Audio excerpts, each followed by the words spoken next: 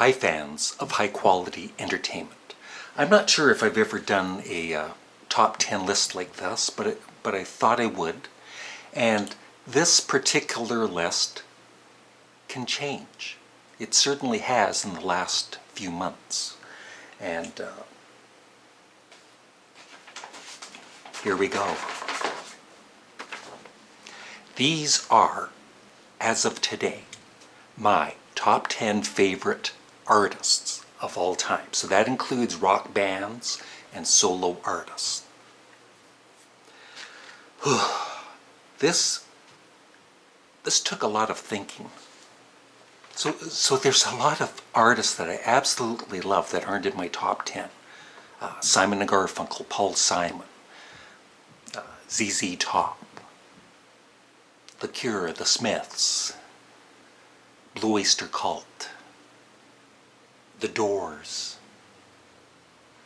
Genesis. They're not in my top 10 list at the moment. But these artists are. Here we go.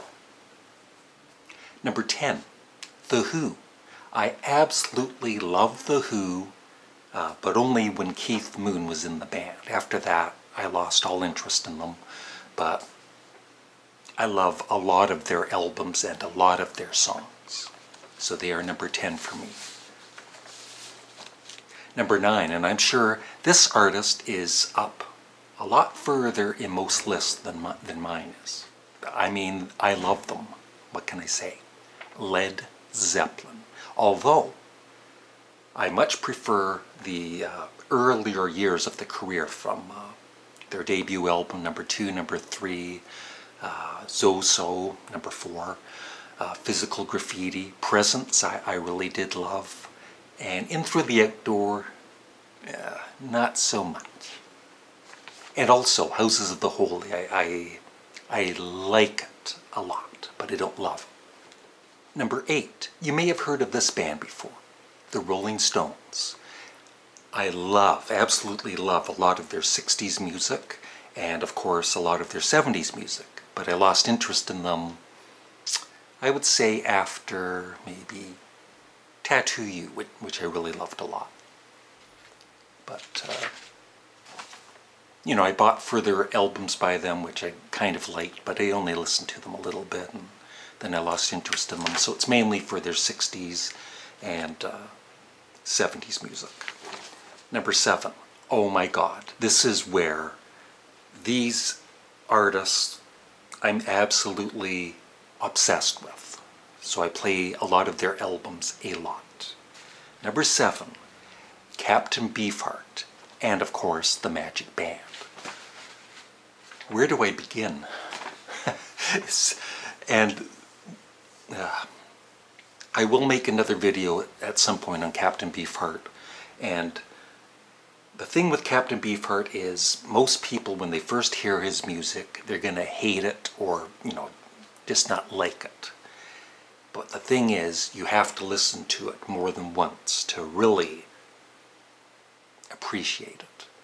And some of his albums, like Dock at the Radar Station and Bat Chain Puller, the remake of Bat Chain Puller, and Clear Spot, oh my God, just great, great, great albums.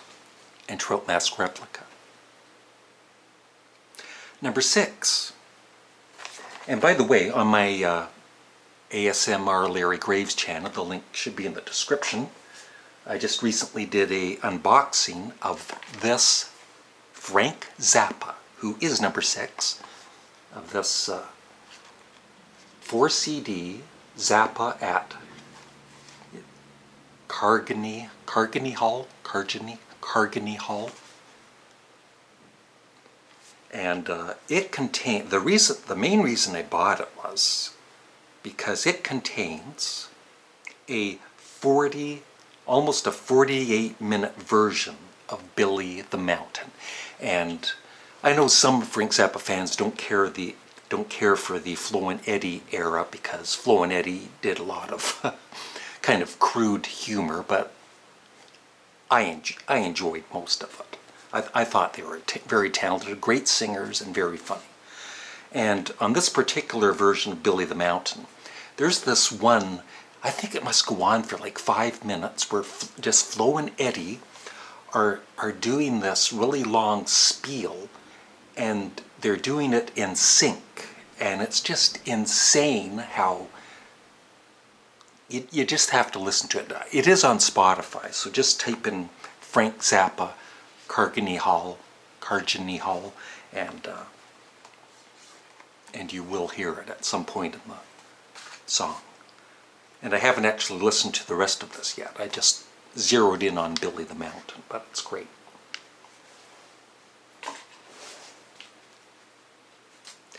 But I've been a fan of Frank Zappa since 1975, when I bought One Size Fits All. Number 5, you may have heard of this solo artist, Paul McCartney. As some of you know, I've mentioned more than once, I absolutely love most of his albums up to Tug of War. And then Pipes of Peace I never bought. I did hear it, but I didn't really care for it. And then he made other albums, Off the Ground, and just had no interest in them. Press to Play, never bought it. And the first album of his I bought in years and years and years was Memory Almost Full, which I absolutely loved.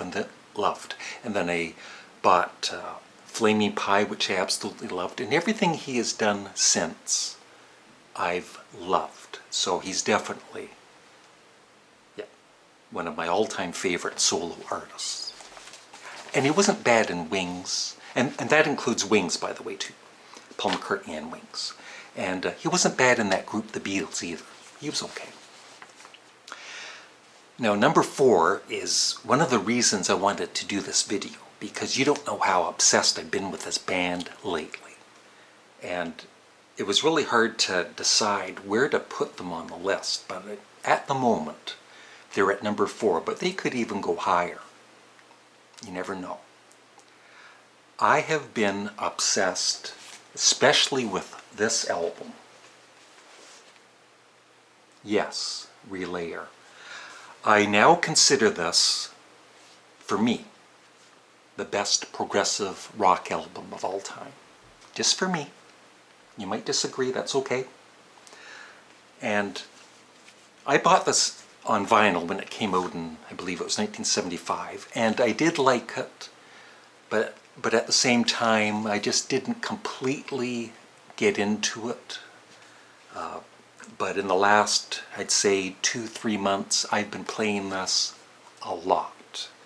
And I'm also on my Larry Graves ASMR channel. I did an unboxing because this PJ Barrow, one of my viewers, thank you very much. He sent me this really nice package with lots of stuff in it. And one of the things was the remastered Relayer done by the producer Steven Wilson. And he did a superb job. It sounds even more amazing. So if you ever buy Relayer, I highly suggest you get the newly remixed CD, which also comes with a 5.1 disc. And it only contains 3 songs, The Gates of Delirium, which ends with one of the most beautiful few minutes in the history of music for me, the song Soon. But side 2, Sound Chaser, is just completely crazy. It is just completely insane. The guitar work by Steve Howe, and the drumming, the bass by Chris Squire, oh my God. And then it ends with To Be Soon. And then it ends with To Be Over. And once again, it sends shivers up and down my spine. There are moments on this album where I was crying while listening to it on headphones. And then there were times I was laughing. Somebody just walked by my window looking in. It's kind of creepy. They won't do that again. Anyway, and that's not to say that their other albums aren't very good because, oh my God, Close to the Edge, I'm still getting into it. I've never fully, every time I listen to it, it's almost like a fresh listen because I haven't gotten it all yet, but I do absolutely love it. And then there's Fragile. There's their debut album, which I absolutely love. Time in a Word is awesome. Tornado, which is frowned upon by some Yes fans, I absolutely love. The only album of theirs, of the early albums I still can't get into completely, is Going for the One. Although the last time I listened to Awake, I enjoyed it. So I am getting there. Now this is where 3 and 4, well, all of these were really hard to decide, where to put them on the list. And of course, you really don't have to make a list, do you? Just enjoy music. But this is just entertainment purposes. So at the moment, number 3 for me, I really had to think it over, but this person, he's made so many great, great albums. I had to put him at number 3. Lou Reed, and that includes him with the Velvet Underground. And I've really been kind of playing White Light, White Heat a lot lately. There's a newly remastered version that's on Spotify, the 45th anniversary, and the first time I heard the album, the production was, it's really not very good. But this new remixed version sounds amazing. And Sister Ray, just the drums by Maureen Tucker are just incredible. But Lou Reed, almost his whole career I absolutely love. And the Velvet Underground. So he's number 3. And of course, most of you know, number 2 for me is Sparks. Mainly Two Brothers Run and Russell Mael. And I recently received this message. I'll read it to you. This is by Marshall Lucky. I was never a Sparks fan. I didn't dislike them, I just knew nothing about them. I always thought they were English. The two brothers are from California. The only songs I was aware of were This Town Ain't Big Enough for Both of Us and When Do I Get to Sing My Way. Anyway, after watching your recommendation, I ordered Indiscreet, and after a couple of plays, I initially dismissed it as very much not my thing. Then, a few days later, I woke up with the song Without Using Hands running through my head, and it drove me mad. Their music will do that to you. I now have played this album to death for the last few weeks, and I love it. Really love it. It's like nothing else. Arcane, irrelevant, nonsensical, childish, complexly simple, and amazing all at once. I don't know if I should thank you or punch you. Just thank me.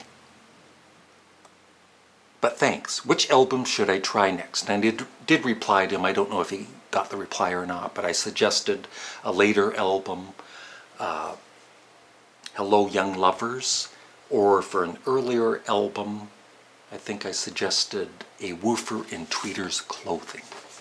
And number 1, of course, is the Beatles. And I will be singing Because 3 times in one video. It's going to sound so lovely. I'll be posting that in the next day or 2. Thanks for watching and have a great day. List below your top 10 favorite bands, or top 10 favorite artists, if you want to. Bye.